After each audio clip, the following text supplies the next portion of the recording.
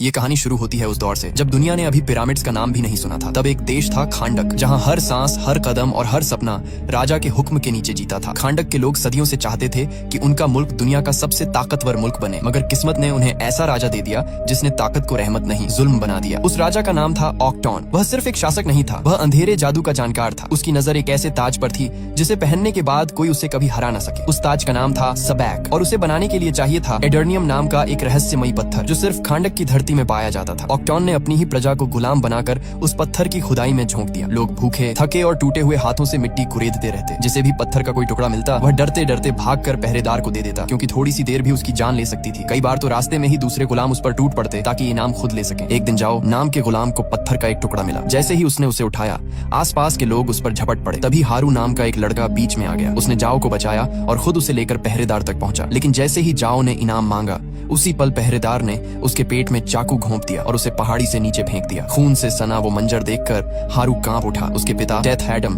उसे जबरदस्ती वहां से दूर ले गए। हारू के दिल में उसी दिन से एक आग जल उठी। वह अपने लोगों को इस गुलामी से आजाद देखना चाहता था, मगर उसके पिता ने उसे समझाया कि हीरो बनने की कोशिश करने वाले सब लोग कब्रिस्तान में सो रहे हैं। फिर भी हारू का इरादा नहीं बदला। उसने लोगों को इकट्ठा करना शुरू किया। एक दिन उसने हिम्मत करके पहरेदार के हाथ से एडर्नियम का पत्थर छीन लिया और लोगों के सामने उसे आजादी की निशानी बना दिया। उसी पल खांडक के दिलों में एक चिंगारी जल गई। ऑक्टन समझ गया था कि अगर इस चिंगारी को अभी नहीं कुचला गया तो यह आग बन जाएगी। उसने हारू को सबके सामने फांसी देने का हुक्म दे दिया। जब हारू को लाया गया तो भीड़ सन्न थी, मगर हारू आखिरी सांस तक आजादी का नारा लगाता रहा। जैसे ही तलवार उसका सिर काटने वाली थी, आसमान और धरती के बीच कुछ बदल गया। धरती के प्राचीन रक्षकों ने उसे चुना था। उन्होंने हारू को देवताओं की शक्तियां दी और वह एक पल में इंसान से कहीं ज्यादा बन गया। मगर तब तक ऑक्टॉन सबैक का ताज पूरा कर चुका था। शक्तियां पाकर हारू सीधे महल पहुंचा और ऑक्टॉन को ललकारा। ऑक्टॉन ने ताज की भयानक ताकत खोल दी। पूरा महल जंग का मैदान बन गया। दीवारें गिरने लगी, जमीन कांपने लगी। आखिरकार जीत हारू की हुई, मगर मरते वक्त ऑक्टॉन ने ताज को कहीं छुपा दिया ताकि कोई इंसान उसे फिर ना पा सके। उस दिन के बाद हारू भी गायब हो गया। लेकिन खांडक की रेत आज भी एक कहानी फुसफुसाती है। कहा जाता है जिस दिन वहाँ के लोग फिर से बेबस होकर आसमान की तरफ देखेंगे, उसी दिन हारू लौटेगा और एक बार फिर आजादी की सांस वहाँ गूंज उठेगी। अब कहानी हमें आज के खांडक में ले आती है। एक ऐसा शहर जो कभी आजादी की सांस लेता था, अब इंटर गैंग नाम के विदेशी लड़ाकों के कब्जे में था। सड़कों पर सन्नाटा था। लोगों की आवाजों से ज्यादा बंदूकों की खड़खड़ाहट सुनाई देती थी। शहर से बाहर निकलने के लिए भी सरहद पर खड़े गार्ड्स को अपने कागज दिखाने पड़ते थे, जैसे हर इंसान अपनी बेगुनाही का सबूत दे रहा हो। इसी माहौल में एक दिन एक वैन की तलाशी होने वाली थी। उसी वक्त 14 साल का एमॉन अपने स्केटबोर्ड पर चुपके से सीमा पार करने की कोशिश करता है, मगर एक गार्ड उसे पकड़ लेता है। गार्ड उसे लाइन में लगने को कहता है, लेकिन एमॉन गुस्से में उसे उल्टा सीधा सुना देता है। तभी गार्ड ड्राइवर करीम को वैन आगे बढ़ाने का इशारा करता है। जैसे ही वह अपनी कलाई पर लगे स्कैनर को देखता है, उसमें एक भगोड़ी औरत की तस्वीर उभर आती है।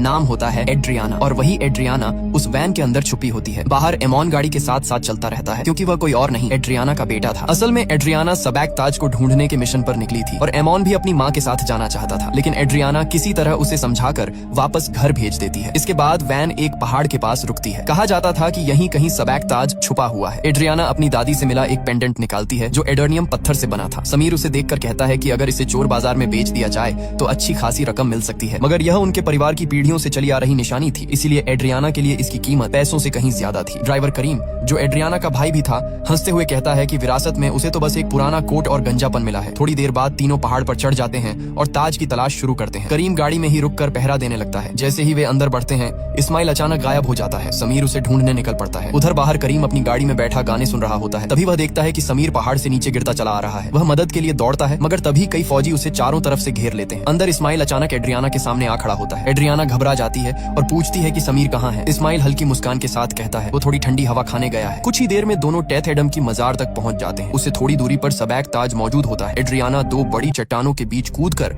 आखिरकार ताज तक पहुंच जाती है। तभी बाहर से फौजी अंदर घुस आते हैं और इस्माइल को पकड़ लेते हैं। वह चिल्लाकर एड्रियाना को भागने को कहता है, मगर फौजियों का लीडर करीम के सिर पर बंदूक तान देता है। अपने भाई की जान बचाने के लिए एड्रियाना खुद को उनके हवाले करने का फैसला करती है। वह डेथ एडम की मजार के सामने सिर झुकाती है और एक पुराना मंत्र पढ़ती है। उसी पल चारों तरफ तेज रोशनी फैल जाती है और एक रहस्यमय योद्धा उनके सामने प्रकट होता है। वह एक फौजी को हवा में उठाकर बिजली जैसी ताकत से झटके देता है और पल भर में उसे ढेर कर देता है। बाकी फौजी उस पर गोलियां बरसाने लगते हैं, मगर उसी अफरा तफरी में एड्रियाना करीम के साथ वहां से निकल जाती है। उधर वो रहस्यमय योद्धा अपनी खौफनाक रफ्तार से फौजियों को एक एक कर गिराने लगता है और पहाड़ का वो हिस्सा एक बार फिर गवाही देने लगता है कि खांडक की मिट्टी में अभी भी किसी पुराने वादे की आग बाकी है। इसी बीच एड्रियाना ताज लेकर आगे बढ़ रही थी कि अचानक उसके सिर के उसके ऊपर से एक बहुत बड़ा पत्थर टूट कर गिरने वाला था। उसी पल उस रहस्यमय योद्धा ने बिजली की रफ्तार से आकर उसकी जान बचा ली। अब सामने आ चुका था उसका नाम ब्लैक एडम, वही ताकतवर योद्धा जो हजारों साल से इसी पहाड़ में कैद था। सदियों बाद जब वह बाहर निकला तो पहली बार उसे इंसानों की बदली हुई दुनिया दिखी। उड़ते हुए हेलीकॉप्टर,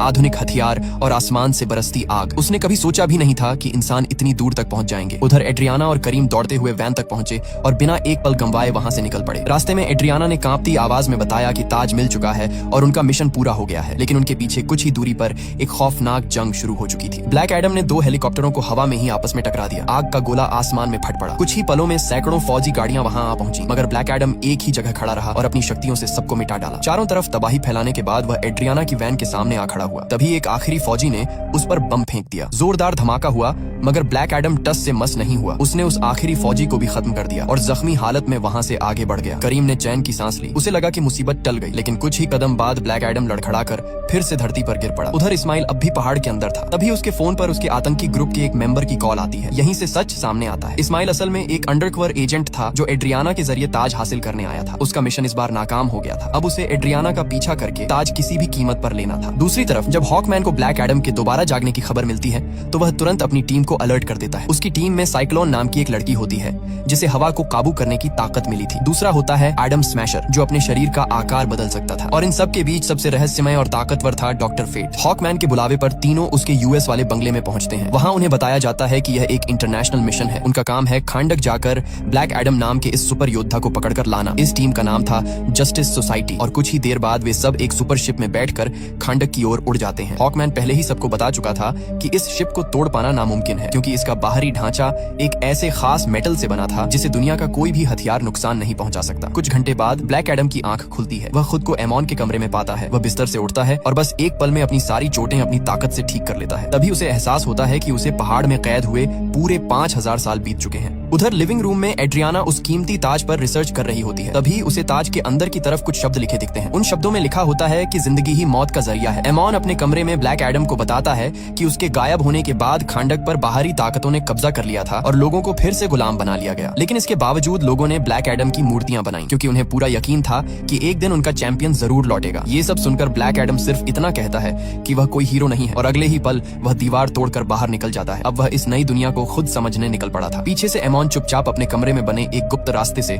उसका पीछा करता है ताकि उसकी मां को पता न चले। उधर जस्टिस सोसाइटी की शिप खांडक के आसमान में दाखिल होने ही वाली होती है। डॉक्टर फेट टीम को प्लान समझाता है। वह कहता है कि अगर ब्लैक एडम को काबू करना है तो उससे शिजाम कहलवाना होगा। जैसे ही वह यह शब्द बोलेगा उसकी सारी शक्तियां खत्म हो जाएंगी और उसे पकड़ना आसान हो जाएगा। इधर एमॉन भागते हुए एक फौजी का रेडियो चुरा लेता है और सारे गार्ड्स को मैसेज भेज देता है कि खांडक का चैंपियन लौट आया है। कुछ ही देर में फौजी उसका पीछा करने लगते हैं, मगर एमॉन अपने स्केट बोर्ड पर फिसलता हुआ निकल जाता है। वह दोनों हाथों से एक त्रिकोण बनाकर ब्लैक एडम को इशारा करने की कोशिश करता है, लेकिन कुछ ही पलों में फौजी उसे पकड़ लेते हैं। उसकी माँ एड्रियाना उसे बचाने दौड़ती है। एड्रियाना किसी तरह गार्ड्स को समझाकर एमॉन को छुड़ा लेती है, मगर अब फौज को पता चल चुका था कि वह खुद भी वांटेड है। जैसे ही वह वहां से भागने की कोशिश करती है उसी पल ब्लैक एडम आसमान से उतरकर उन्हें बचाने आ जाता है। एक गार्ड उसके सिर पर लोहे का सरिया मारने की कोशिश करता है तो ब्लैक एडम उसे हवा में उछालकर बहुत दूर फेंक देता है। फौजी उस पर गोलियां चलाते हैं, मगर वह एक एक करके सबको गिरा देता है। जब वह 2 फौजियों को पकड़कर हवा में उड़ा ही रहा होता है तभी सामने जस्टिस सोसाइटी की शिप आ जाती है। ब्लैक एडम उन दोनों को आसमान से नीचे फेंक देता है। उनकी जान बचाने के लिए हॉकमैन शिप से छलांग लगा देता है। हवा में ही वह अपना सूट एक्टिवेट करता है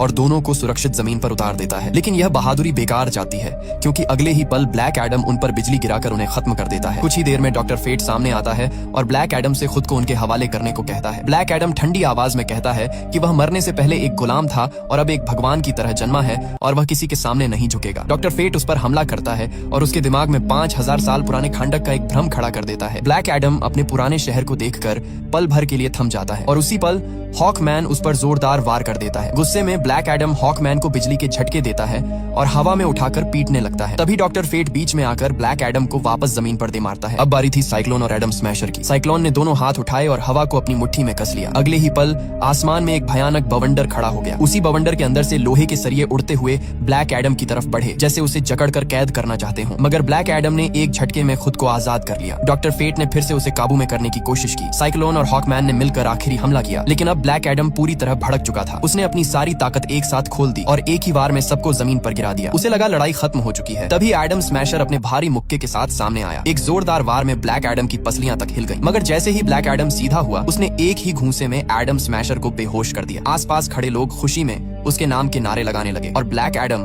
वहां से चला गया। डॉक्टर फेट ने अपनी टीम को रोक दिया। उसने साफ कह दिया कि अब कोई भी उसका पीछा नहीं करेगा, क्योंकि वह जानता था कि इस वक्त उनमें से किसी के पास उसे हराने की ताकत नहीं है। इसके बाद वह अपनी टीम के साथ एड्रियाना के पास पहुंचा। उसने एक दर्शन में देखा था कि सबैक का ताज एड्रियाना के आसपास ही है, मगर एड्रियाना ने साफ कह दिया कि उसके पास ऐसा कोई ताज नहीं है। असल में लड़ाई के दौरान एमॉन चुपचाप ताज अपने बैग में डालकर निकल गया था। अब एड्रियाना जस्टिस सोसाइटी के साथ उस पुराने महल की तरफ चल पड़ी जहाँ ब्लैक एडम रहता था। प्राचीन कथाओं में कहा जाता है कि 5000 साल पहले ब्लैक एडम इसी महल से अपने लोगों को आजाद कराने निकला था, मगर टीम का मानना था कि वह आजादी नहीं, बदले के इरादे से गया था। उस वक्त उसके गुस्से ने उसकी ताकत को उसके काबू से बाहर कर दिया था। पूरा महल तबाह हो गया था। तभी धरती के जादुई रक्षकों ने उसे शक्तियों के लायक न समझते हुए एक मजार में कैद कर दिया था और 5000 साल बाद एड्रियाना ने अनजाने में उसे फिर से आजाद कर दिया। कुछ देर बाद एड्रियाना हीरोज की टीम के साथ ब्लैक एडम के सामने पहुंची। इस बार ब्लैक एडम ने उनकी बात सुनने का फैसला किया। उधर एमॉन जब घर पहुंचा तो उसने इस्माइल को जिंदा देखा और हैरान रह गया। अगले ही पल इस्माइल ने उस पर बंदूक तान दी। तभी खुलासा हुआ कि वही गद्दार था और ताज चुराने आया था। उसने एमॉन और करीम को जान से मारने की धमकी देकर बैग मांग लिया। करीम इतना खतरनाक ताज उसके हाथ में जाने नहीं देना चाहता था। वह इस्माइल पर टूट पड़ा और एमॉन को भागने को कहा। इसी हाथापाई में करीम को गोली लग गई, मगर तब तक एमॉन अपने कमरे के गुप्त रास्ते से निकल चुका था। मीटिंग के दौरान एमॉन ने अपनी माँ को फोन करके सारी बात बता दी। उसने कहा कि इंटर गैंग उसके पीछे पड़ी है और वह एक इमारत में छुपा हुआ है। एड्रियाना ने ब्लैक एडम से अपने बेटे को बचाने की गुहार लगाई। ब्लैक एडम बिना एक पल गंवाए निकल पड़ा। वहां पहुंचकर उसने देखा कि आतंकवादियों ने एमॉन को पकड़ रखा था। उसने उन्हें छोड़ने को कहा, मगर जवाब में उन्होंने एमॉन को ऊपर से नीचे फेंक दिया। एन वक्त पर ब्लैक एडम ने उसे पकड़ लिया। जैसे ही वह बाकी आतंकियों की तरफ बढ़ा, उसी दौरान इस्माइल एमॉन के सिर पर बंदूक रखकर उसे अपने साथ ले गया। उसने बैग खोलकर पूछा कि ताज कहाँ है, मगर एमॉन चुप रहा। इस्माइल उसे बंधक बनाकर ले गया। जब ब्लैक एडम को यह पता चला तो उसका गुस्सा आसमान छू गया। इस्माइल एमॉन को एक उड़ने वाली मोटरसाइकिल के ट्रंक में छुपा चुका था। वहीं से एमॉन ने अपनी माँ को फोन कर बताया कि वह कैद में है। ये सुनते ही जस्टिस सोसाइटी भी उसे बचाने के लिए निकल पड़ी। ब्लैक एडम एक के बाद एक मोटरसाइकिलों को रोककर तलाशी लेने लगा और रास्ते में आने वाले दुश्मनों को खत्म करता गया। हॉकमैन ने उसे लोगों की जान लेने से रोका, मगर ब्लैक एडम किसी के हुक्म मानने वाला नहीं था। आखिर में उसने आखिरी मोटरसाइकिल भी देख ली और कहा कि एमॉन यहाँ भी नहीं है। असल में इस्माइल ने यह सब ध्यान भटकाने के लिए किया था। वह खुद एमॉन को लेकर एक ट्रक में फरार हो चुका था। उधर डॉक्टर फेट एड्रियाना के घर पहुंचा। उसे पता था कि ताज यहीं कहीं छुपा है। वहाँ उसने करीम को गोली से जख्मी हालत में जमीन पर पड़ा देखा। उसकी हालत नाजुक थी और उसे लग रहा था कि उसका आखिरी वक्त आ गया है, मगर डॉक्टर फेट ने उसे शांत रहने को कहा। उसने बताया कि उसे भविष्य की झलक दिखती है और करीम की मौत आज नहीं होगी, उसकी मौत बिजली के झटके से होगी। ये सुनकर करीम ने राहत की सांस ली, लेकिन मजाक में बोला कि अब शायद उसे इलेक्ट्रिशियन का काम छोड़ना पड़ेगा। करीम को शिप में इलाज के लिए ले जाया गया। तभी एड्रियाना घर पहुंची और डॉक्टर फेट को देखकर चौंक गई। फेट ने उसे यकीन दिलाया कि वे सब मिलकर एमॉन को ढूंढ निकालेंगे। कुछ ही देर में ब्लैक एडम और हॉकमैन भी वहां पहुंच गए। वे अपने साथ इंटर गैंग के 2 गुंडे लाए थे ताकि डॉक्टर फेट उनके दिमाग से जानकारी निकाल सके, मगर ब्लैक एडम उन्हें उठाकर आसमान में हजारों फीट ऊपर ले गया। उसने उन्हें नीचे फेंकने की धमकी देकर सवाल पूछे। जवाब मिलते ही उसने सच में उन्हें नीचे गिरा दिया। हॉकमैन किसी तरह उन्हें बचाने में कामयाब रहा, लेकिन ब्लैक एडम का गुस्सा अभी ठंडा नहीं हुआ था। वह उन्हें खत्म करने बढ़ा और हॉकमैन ने उसे रोकने की कोशिश की। दोनों की जबरदस्त भिड़ंत में पूरा घर हिल गया और इसी हाथापाई के दौरान सबैक का ताज अचानक ब्लैक एडम के हाथ में आ गया। आखिरकार सबैक का ताज उनके हाथ में आ चुका था। अब पहली बार ब्लैक एडम, एड्रियाना और जस्टिस सोसाइटी एक ही मकसद के लिए साथ खड़े थे। सबका एक ही लक्ष्य था, किसी भी कीमत पर एमॉन को बचाना। वे मिशन के लिए निकल ही रहे थे कि डॉक्टर फेट को भविष्य की एक झलक दिखाई दी। उस झलक में हॉकमैन की मौत साफ नजर आ रही थी। फेट ने भारी दिल से कहा कि बहुत जल्द उन्हें एक दूसरे को अलविदा कहना होगा। कुछ ही देर में वे अल हदीदिया पहाड़ों तक पहुंच गए। वहां उन्होंने ऐसा प्लान बनाया जिससे टीम के बाकी सदस्यों की जान बचाई जा सके। जैसे ही वक्त आया, ब्लैक एडम ने हमला बोल दिया। उसकी एक ही एंट्री ने सैकड़ों सैनिकों को जमीन पर गिरा दिया। तभी उसका सामना इस्माइल से हुआ, मगर वह उस पर हाथ नहीं उठा सका। इस्माइल एडर्नियम से बने एक सुरक्षा कवच के अंदर था। थोड़ी ही देर में बाकी टीम भी वहां पहुंच गई। जब एड्रियाना ने अपने बेटे के सिर पर तनी हुई बंदूक देखी तो उसका दिल कांप उठा। उसने बिना एक पल सोचे ताज इस्माइल के हवाले कर दिया, बस एमॉन की जान बचाने के लिए। ताज हाथ में आते ही इस्माइल ने अपना सच सामने रखा। वह राजा ऑक्टॉन का आखिरी वंशज था। अब ताज के साथ वह खुद को खांडक का अगला राजा समझने लगा। उसने ताज पर लिखा मंत्र पढ़ा, अपना सुरक्षा कवच बंद किया और एमॉन पर गोली चला दी। मगर एन वक्त पर ब्लैक एडम अपनी बिजली जैसी रफ्तार से एमॉन को खींच कर ले आया। गोली उसे छू भी न सकी, लेकिन ब्लैक एडम का गुस्सा फिर से बेकाबू हो गया। उसकी ताकत फट पड़ी और पूरा पहाड़ कांप उठा। किस्मत से जस्टिस सोसाइटी के सुरक्षा कवच की वजह से एड्रियाना और एमॉन बच गए, मगर एमॉन को अब तुरंत इलाज की जरूरत थी। उसी दौरान एडम स्मैशर को इस्माइल के जले हुए शरीर के पास ताज पड़ा मिला और वह उसे शिप में ले आया। इधर हॉकमैन ब्लैक एडम के पीछे गया। उसने उसे उस महल के सामने खड़ा देखा जहाँ उसके बेटे हारू की मूर्ति लगी थी। यहीं से ब्लैक एडम की असली कहानी खुलती है। धरती के जादुई रक्षकों ने हारू को चुना था ताकि वह अपने लोगों को आजादी दिला सके, मगर जब हारू बार बार जीतने लगा तो राजा ऑक्टॉन ने उसके माता पिता को बंदी बना लिया। जिस दिन हारू के पिता को मारने वाले थे उस दिन हारू ने अपनी सारी शक्तियां अपने पिता को दे दी ताकि उनकी जान बच सके। हारू नहीं जानता था कि यही उसकी जिंदगी का आखिरी फैसला होगा। जैसे ही उसकी ताकत उससे निकली, दूर से एक तीर उसके सीने में आकर लगा और वहीं उसकी मौत हो गई। ये देखकर उसके पिता डेथ एडम का दिल जल उठा। उसी दिन से वह ब्लैक एडम बन गया। अब ब्लैक एडम जानता था कि उसका बेटा उसके बेकाबू गुस्से से खुश नहीं होगा। उसने अपनी शक्तियां छोड़ने का फैसला किया। उसने यह जिम्मेदारी हॉकमैन को सौंपी और उससे वादा लिया कि वह कभी उससे शिजाम नहीं कहलवाएगा, क्योंकि बिना वह शब्द बोले ब्लैक एडम दोबारा कभी अपनी ताकत हासिल नहीं कर सकेगा। हॉकमैन उसे समुद्र के नीचे बने एक लैब में ले गया जहां एमिलिया हारकोट नाम की एक साइंटिस्ट और उसकी टीम मौजूद थी। एमिलिया ने वादा किया कि आज के बाद ब्लैक एडम के मुंह से एक भी शब्द बाहर नहीं निकलेगा। उस जगह कई और खतरनाक कैदी भी रखे गए थे। मगर इसी बीच शिप के मॉर्ग में इस्माइल की लाश में अजीब सी हरकत होने लगी। उधर डॉक्टर फेट को बार बार वहीं झलक दिखाई दे रही थी। उसे समझ नहीं आ रहा था कि जब मिशन पूरा हो चुका है तो यह डरावना एहसास क्यों पीछा नहीं छोड़ रहा। फेट को बस एक ही चिंता थी, अगर हॉकमैन की मौत हुई तो जस्टिस सोसाइटी भी ज्यादा देर टिक नहीं पाएगी। इस्माइल को मार गिराने के बाद भी एड्रियाना के दिल में एक अजीब सा डर बैठा हुआ था। उसे समझ नहीं आ रहा था कि इतनी आसानी से सब कुछ कैसे खत्म हो गया। तभी उसे सबैक ताज पर लिखा वो वाक्य याद आया, जिंदगी ही मौत का जरिया है। लेकिन मरते वक्त इस्माइल ने उल्टा मंत्र पढ़ा था, मौत ही जिंदगी का जरिया है। एड्रियाना ने ताज को पलट कर देखा तो उसे एहसास हुआ कि अगर ताज को उल्टा करके उल्टा मंत्र पढ़ा जाए तो वही सच बन जाता है। तभी उसे समझ आया कि इस्माइल ने जानबूझकर खुद को मरवाया था ताकि वह मरने के बाद और भी ज्यादा ताकतवर होकर लौट सके और खांडक की गद्दी पर बैठ जाए। जैसे ही यह सच सामने आया, ताज अचानक गायब हो गया। उसी पल समुद्र की गहराइयों से सबैक जाग उठा। हॉकमैन ने बिना देर किए उस पर मिसाइल दाग दी, मगर सबैक ने उनकी शिप ही तबाह कर दी। जस्टिस सोसाइटी ने तय कर लिया कि अगर सबैक गद्दी तक पहुंच गया तो उसे कोई नहीं रोक पाएगा। हॉकमैन और उसकी टीम ने मिलकर सबैक को घायल कर दिया। जब सबैक ने पलटकर हमला किया तो हॉकमैन बेहोश होकर गिर पड़ा। उसी पल डॉक्टर फेट को एहसास हो गया कि उसकी भविष्यवाणी सच होने जा रही है। उसने महल के चारों तरफ एक सुरक्षा कवच खड़ा कर दिया और टीम को अंदर जाने से मना कर दिया। वह अपने सबसे करीबी दोस्त को बचाने के लिए